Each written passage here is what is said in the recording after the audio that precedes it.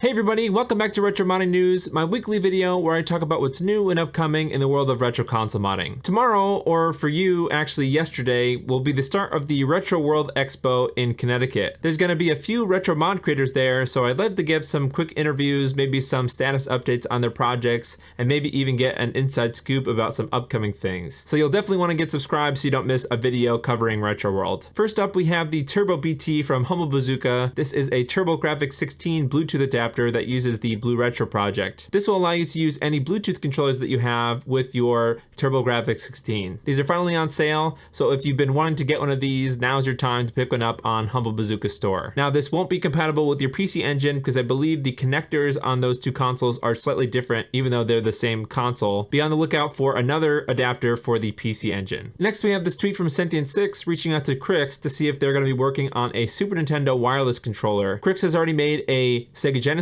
wireless controller and people really love these controllers. I think that they have some really low latency, so this is kind of one of the best controllers that you can get for the Sega Genesis. Krikzz said that the hardware is already done, but the shells and connector manufacturing was interrupted due to the war in the Ukraine. So while it is unfortunate what Krikzz has been going through for the last couple of months, it is kind of exciting to see that they're still working on new projects even through all this hardship. So hopefully we'll have some information soon from Krikzz about this wireless Super Nintendo controller. Next we have a quick update from Make Megahertz about the Project Atlas. I talked about this last week. It looked like it was going to be some kind of a controller adapter for the Xbox to allow you to use newer like Xbox One controllers with an original Xbox. So we have a little bit more information now, and long story short, this is essentially going to turn an Xbox One controller into a wired controller for the original Xbox, but we've learned that it needs to be patched into certain games in order for it to work. They have a video here of it working in the original Halo, and this game has been patched, so that is the reason why this controller is able to work with that game specifically. So in the long term, you will need to mod an Xbox, and you will need to mod every individual game that you want to play in order to use it, at least for now,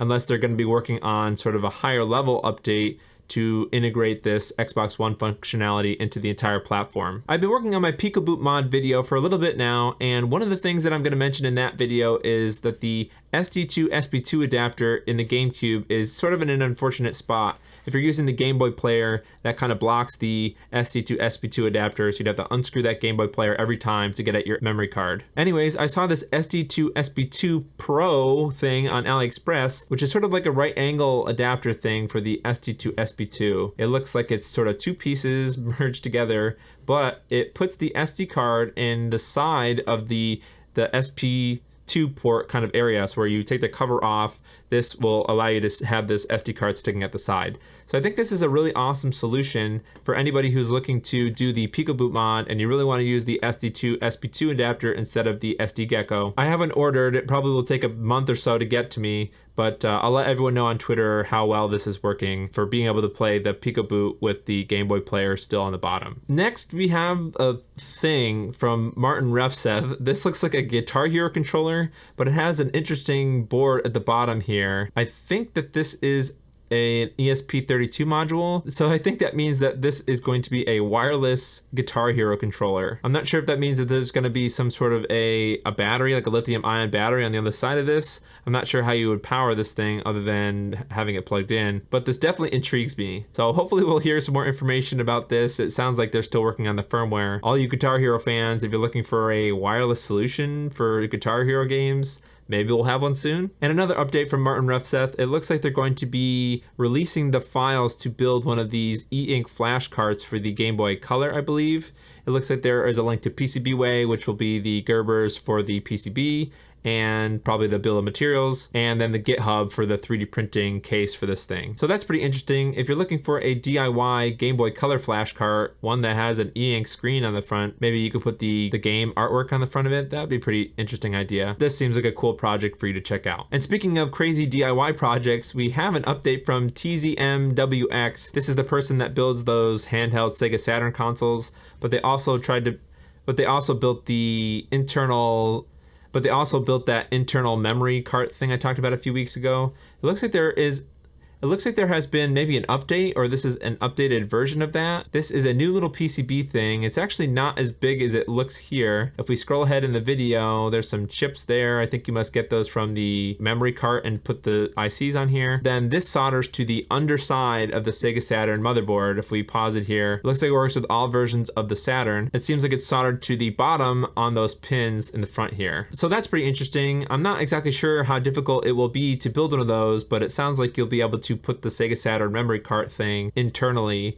And then later on in this video, it looks like there is an optional sort of auto switch too, where you can have it switch back and forth between that built-in internal memory thing and any carts that you want to put in the top of the Sega Saturn. So pretty crazy mod. Hopefully they'll have maybe some more information about how you can build one of these yourself soon. Here we have another Game Boy Color replacement PCB, this time for reverse retro. No, this is not the same as the bucket mouse one I reviewed for the last couple of weeks now. This one looks like it will fit into an actual Game Boy Color shell. Somebody asked what this is exactly, and reverse retro mentioned that this is a replacement Game Boy Color PCB with updated voltage regulator, better amplifier, better lithium ion charging. But the interesting thing about this project is it is compatible with the GB Boy Color CPU. The GB Boy Color is a clone Game Boy Color which has its own original CPU, and he mentions down at the bottom here that you could theoretically build a 100% brand new Game Boy Color if you used a GB Boy Color CPU. And it sounds like they're pretty confident that the clock speed, aspect ratio, and everything is the same as an original Game Boy Color. So if you're interested in building a Game Boy Color and you don't want to waste a real Game Boy Color to build this, I think that this would be an awesome way to build a 100% brand new Game Boy Color. Okay, so now we have a couple of things that I might see at Retro World. I'm not really sure about this first one,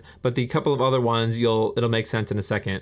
So this first update is from Dan Kuntz, or Citrus 3000 PSI, about the Pixel Effects Infinity Switch. It looks like they're going through one more revision so that it makes it easier to remove sections of this switch from the center. But because of the update that they're making, it looks like people will be able to create their own modules and put them in there as well. But what's also interesting is Krikzz 2600, who is another member of Pixel Effects, said that there will be some advanced Bluetooth and Wi-Fi based control features to control the Infinity Switch. Now keep in mind, this is supposed to be able to integrate into the Morph upscaler from Pixel Effects, which should come sometime soon, but you can use the Infinity Switch by itself too, so you don't need to use a Morph in conjunction with this switch. Anyways, I know Dan Kuntz is going to be at Retro World, so maybe he'll bring one of these and show it off, maybe. And also, Greg from LaserBear is going to be at Retro World, and he posted this ominous tweet here, a picture of some kind of a knob with some buttons. Now, just a couple of hours ago, Beast, who I think is already at the convention, maybe he's hanging out with some people. If you look more closely at this picture here, you'll see that those are the buttons that LaserBear was holding.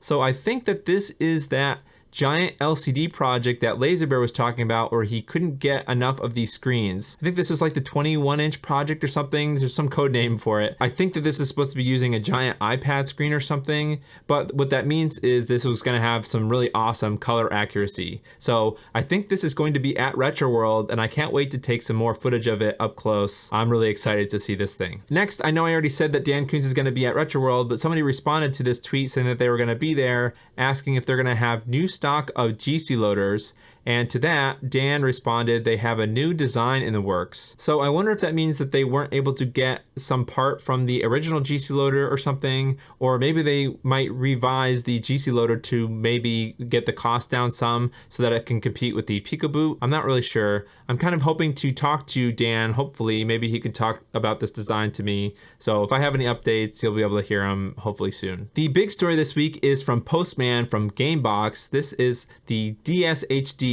or the Nintendo DS Consolizer. All it is just an announcement. It seems like it's going to be coming the first quarter of next year. And they also said that this is going to be a completely solderless solution. So that is going to be awesome for a lot of people who, they don't want to mess around with soldering at all. Also, we have a question from Sayo about which FPGA they're going to use, whether or not they're going to use a Xilinx or something else. It seems like Postman is still deciding. They're not really sure what they're going to use. So that is super duper exciting. I don't think there has been a viable DS Consolizer yet, at least not something at this level from a company that might produce a whole bunch of them. So we're just gonna have to wait and see. Hopefully Postman and GameBox sort of leak some more information so we have some more pictures of this thing before they're announced early next year. That's it for this week. If you want to suggest a news story to me, follow me on Twitter or join the Discord. If you want to watch older retro modding news videos, you can check out this playlist here.